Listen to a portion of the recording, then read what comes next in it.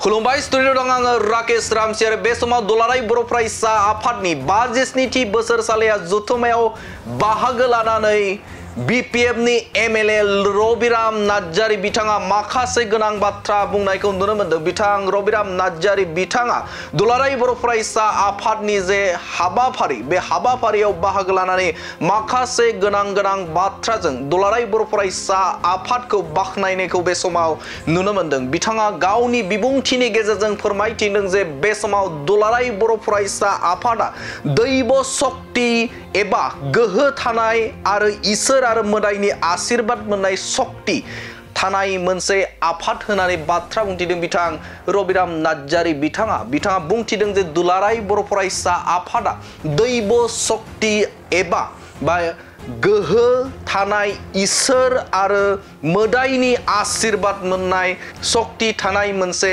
आफाद होनानै गोनां बाथ्रा बुंथिदों। बिथां रबिराम नार्जारी बिथाङा फरायसा आफादा मोनसे दैब शक्ति थानाय इसोर आरो मोदायनि आशीर्बाद मोननाय शक्ति थानाय मोनसे आफाद आरो बिथाङा बुंथिबावदों जे बे समाव दुलाराय बर' फरायसा आफादा जेब्लासिम थांनानै थागोन अब्लासिम बे समाव बर' हारियाबो थांनानै थागोन होननानै गोनां बाथ्रा बुंथिदों। बिथां रबिराम नार्जारी बिथाङा बुंथिदों जे बे समाव दुलाराय बर' फरायसा आफादा बर' हारिनि गेजेराव जेब्लासिम थांनानै थागोन अब्लासिम बर' हारिया थांनानै थागोन होननानै बाथ्रा बुंथिदों। बिथां रबिराम नार्जारी बिथाङा दुलाराय बर' फरायसा आफादा थांनानै थायोबासो बर' जाथिया थांनानै थागोन आरो बिथां रबिराम नार्जारी बिथाङा बुंथिबावदों जे बे समाव दुलाराय बर' फरायसा आफादा बे बुहुमाव मावनो हायै जेबो खामानि गैया होननानै बाथ्रा बुंथिदों।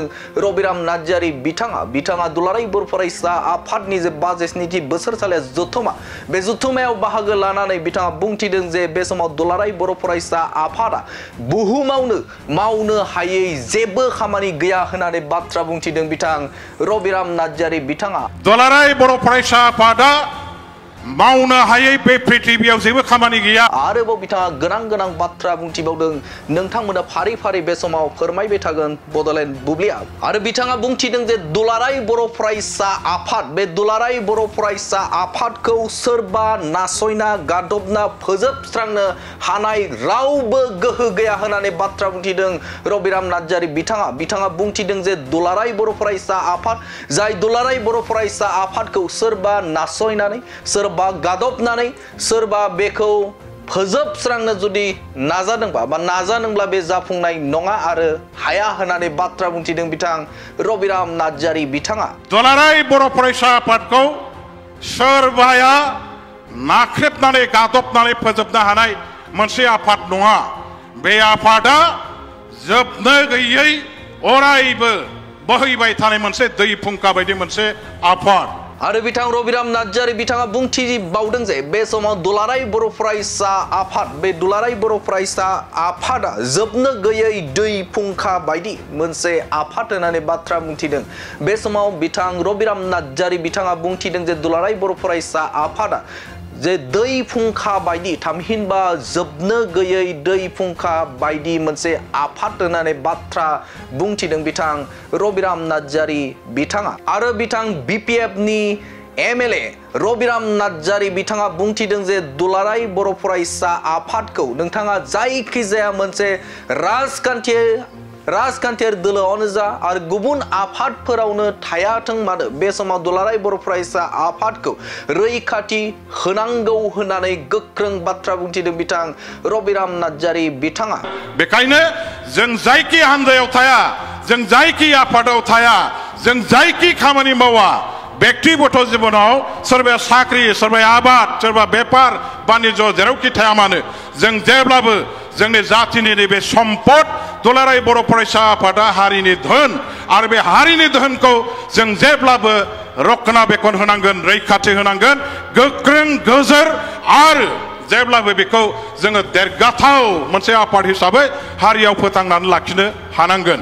आरो रबिराम नार्जारी बिथाङा बुंथिदों जे बे समाव आं जेरावखि जेखि जायगायाव थाया मानो बे समाव आङो आंनि गोसो गोरबोआ दुलाराय बर' फरायसा आफादावनो थांनानै थागोन बा दङ होननानै बाथ्रा बुंथिदों बिथां रबिराम नार्जारी बिथाङा। रबिराम नार्जारी बिथाङा आथिखालनि BPF राजखान्थि हान्जानि बिथां MLA आरो बिथाङा बुंथिदों जे आं जेरावखि थाया मानो जायखिजाया थासारियावनो आंनि गोसो गोरबोआ दुलाराय बर' फरायसा आफादजोंनो थांनानै थागोन होननानै बाथ्रा बुंथिदों बिथां MLA रबिराम नार्जारी बिथाङा। आं जेरावखि थाया आं जेखि मावा जेब्लाबो आंनि गोसो गोरबोआव दुलाराय बर' फरायसा आफादा थांनानै दङ आरो थांनानै थाबाय थागोन।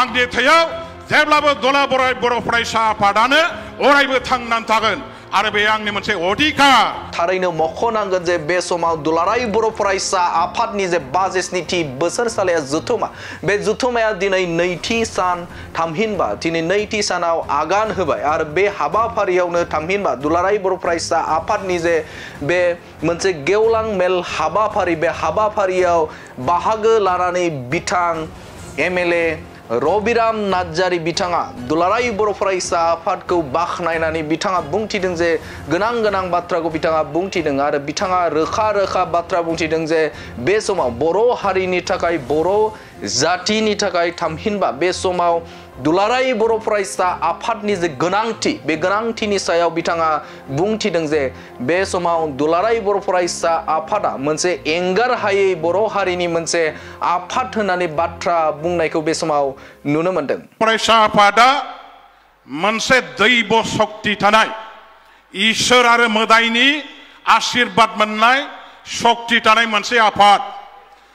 दुलाराय बर' फरायसा आफादा थांनानै थायोबासो बर' जातिया थांनानै थागोन। दुलाराय बर' फरायसा आफादा मावनो हायै बे पृथिबियाव जेबो खामानि गैया। दुलाराय बर' फरायसा आफादखौ सोरबाया नाख्रेबनानै गादबनानै फोजोबनो हानाय मोनसे आफाद नङा।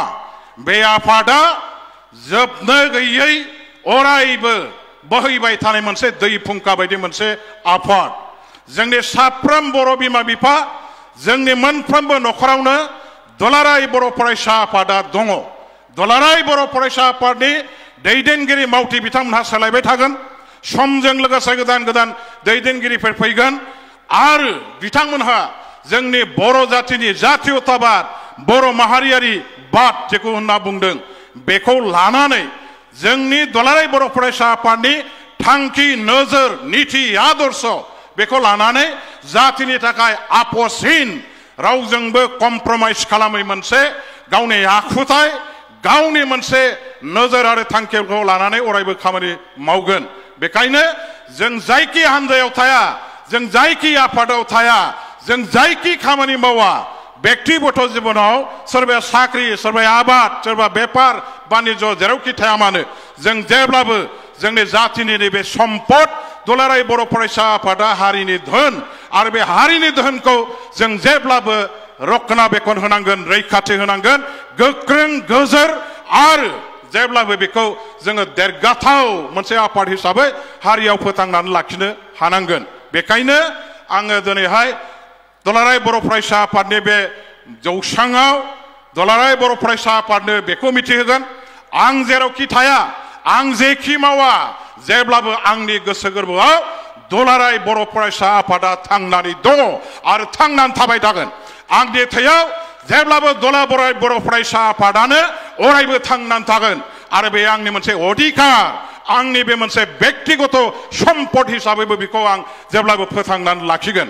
बेवहाय आं रावखौबो गिया आं रावखौबो लाजिया आरो सोरनिबा थाखाय आं फावसयनानै सोलिग्रा नङा।